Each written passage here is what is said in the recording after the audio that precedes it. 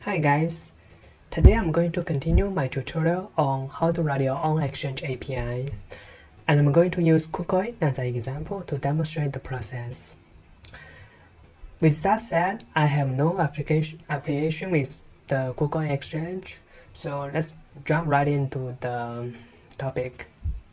In the last tutorial, I introduced how can you write a Python program to get access to the public APIs, so you can get information such as how many markets are on the exchange and the order book, stuff like that.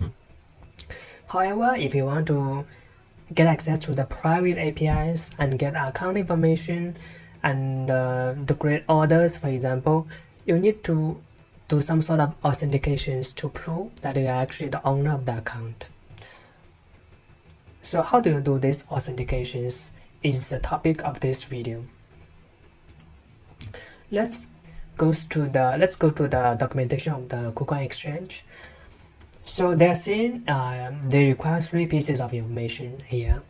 First one is the key, and second one is the secret, and the third one is the passphrase. I'm going to show you how can you get those informations from the kucoin exchange. So this is my testing account which I created to for this tutorial.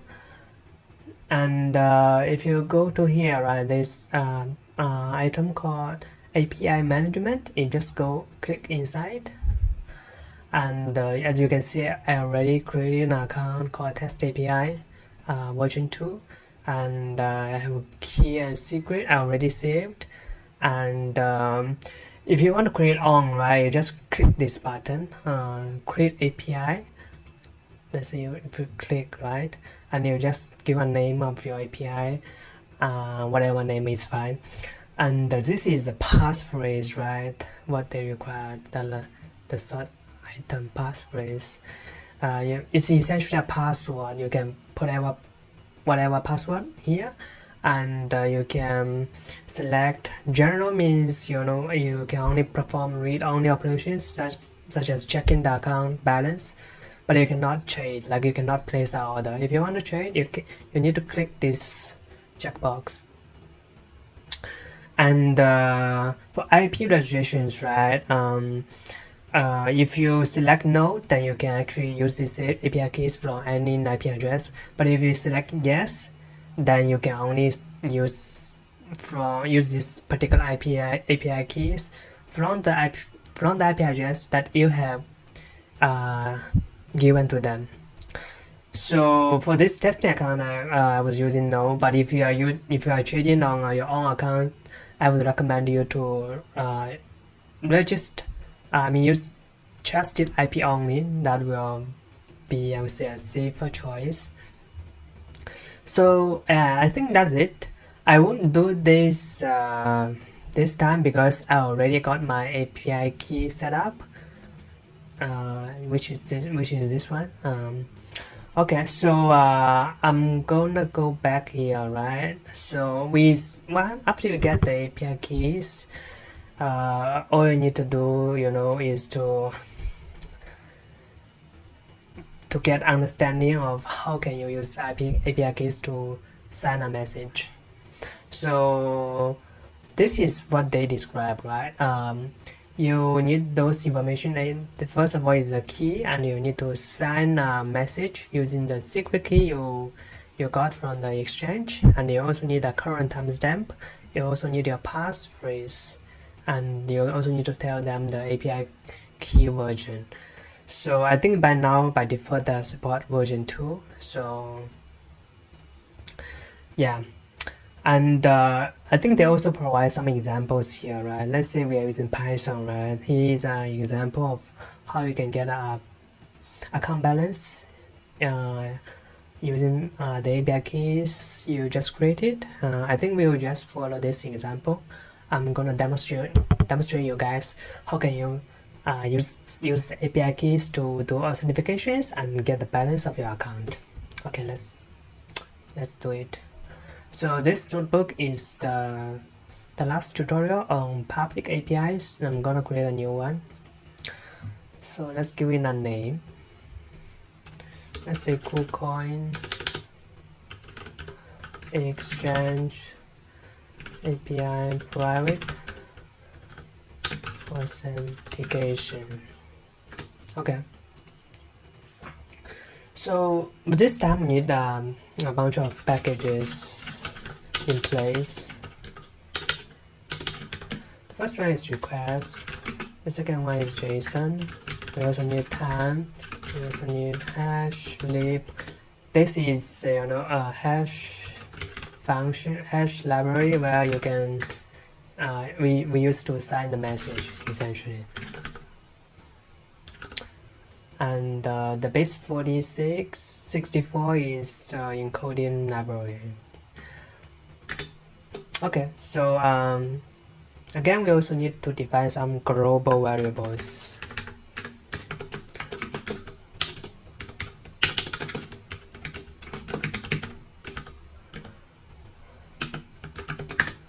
Okay, so what variables we need?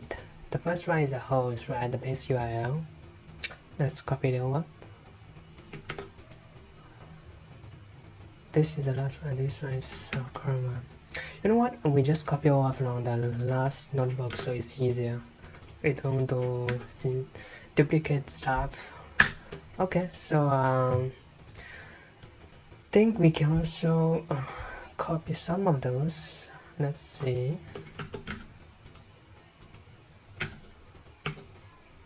Just copy over this one.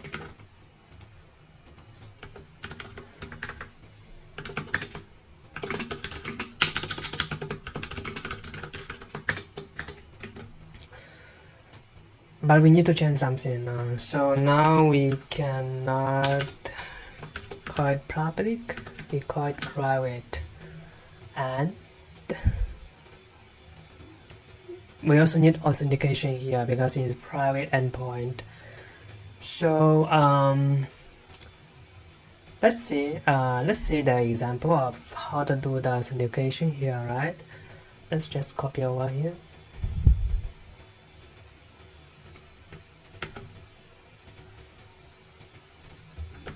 We use this as an example.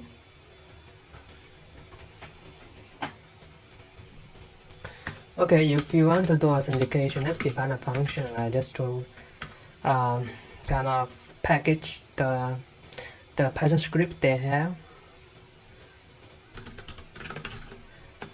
What do we need? We need API keys, API secret, and passphrase. And we also need what kind of method you want. Here we are using get because we are using, let's say we are getting account balance. And I think that's pretty much it. Those signatures here, right? They're essentially, think about it in this way. They're using your secret keys. See here, they're using your secret keys to send a message. And all they did is using the Python libraries to hash it. So you don't have to dig too much details of those how those hash function works. I think you just follow their ways and provide their keys, and that's all you need to do.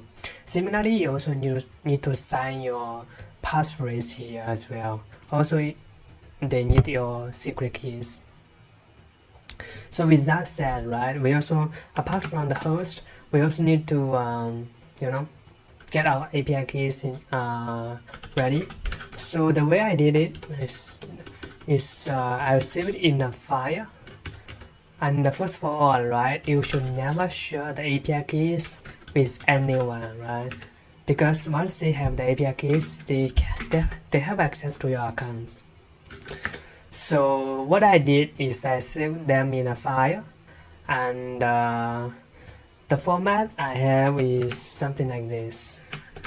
So let's say it's a text file, right? The first line is the key, the second line is secret, and the third line is passphrase. So this is how I organize the information. And in this way, right, you can just load all the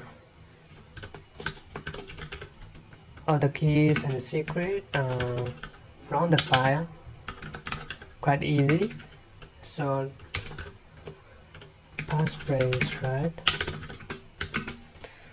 Basically, you just need to read this file and do a split. Then it will assign the values to the API key, secret, and passphrase. That's all. And once we have this API keys, we can just get rid of those ones. And URLs, yeah, this is the final URL is gonna get. I think they are using the sandbox, which is a kind of testing environment. So, but we are using the actual one, so we'll try to get rid of this one as well.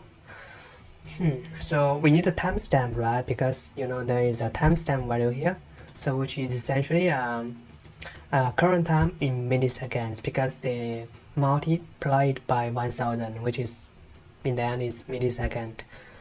Okay, we need to sign a message here. So we need to the string we need to sign is a concatenation of the current timestamp plus the method you're gonna use, and the endpoint you're gonna pass. So let me move this up here. So this function, right, we need variables called endpoint. Let's say we want to get information about the account. We need endpoint on the accounts. We also need what kind of method you use, right? The method we're going to use for this particular tutorial is called get, right? This one, but we just write it in a nicer way, so we can change it to another method, like post, for example. Okay, method, but we need this. Make sure this one is uppercase. That's their requirement, so that's why I put a uppercase here, and we can replace this one with endpoint, and that's the message we want to sign. And here we go, we just sign all the message and we just get the headers we want, right? And instead of requesting here, this particular function just did authentication only, so we just keep it in a nice way. So we just return the headers, which has all the signatures we want, and that's all we want. So yeah, so here, right, for the endpoint, we want to get the private information, right? So here we cannot just request URL. I think according to their example, right? Let's just copy over this line, right? According to their example, they're doing something like request get URL headers equals to headers. There are few things that has been changed according to our as compared to our previous function. I mean, this one is the same, request or get. I mean, we are just calling the same function essentially. And the URL and the headers we don't have in the last tutorial, but this time we need signature. That's why we need the headers. And how do we get the headers? The way we get the headers is just call the authentication function here. Endpoint method is called, let's say, get, and that should do the work already. Let's try. Okay, so invalid syntax. Okay, so I think I missed one thing here. Okay, so let's try it out. Let's try to get the balance of the account. So the endpoint we are trying to use is, let's refer to the documents here, is API v1 accounts, and let's just try it. And we don't need any parameter here, so just pass empty dictionary to it, and let's say what happened here. So we get results. We have currency called BNB, and balance is 0.2 BNB in the account. So let's check in my account to see if it is correct. So this is my main account. See, we have 0.2 BNB here, and we got it in the Python program as well. So yeah, so I think this is pretty much it about this tutorial.